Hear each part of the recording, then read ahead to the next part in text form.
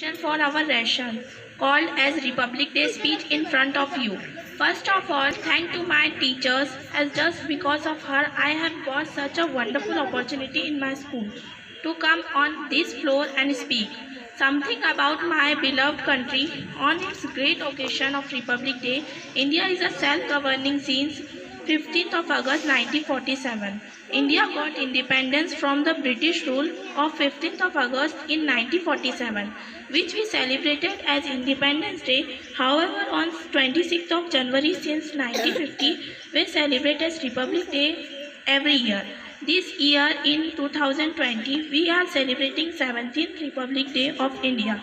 Republic means the supreme power of the people living in the country, and only public has rights to elect their representatives as political leader to lead the country in the right direction. So India is a republic country where public elects its leader as a president, prime minister, etc.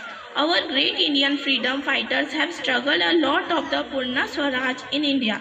They did so their future generation may live without struggle and led country ahead. The name of our great Indian leaders and freedom fighters are Mahatma Gandhi, Bhagat Singh, Chandrasekhar Azad, Lala Lajpat Rai, Lal Bahadur Shastri, etc.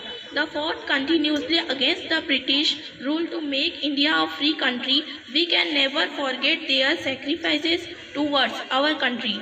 We should remember them on such great occasion and salute them.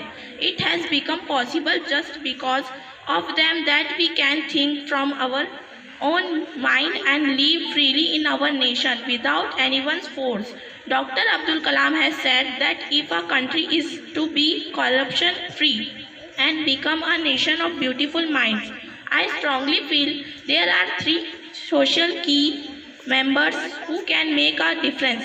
They are father, the mother and the teacher. As a citizen of the country, we should think seriously about it all, do all possible efforts to lead our nation. Thanks. Jai Hind, Jai Bharat.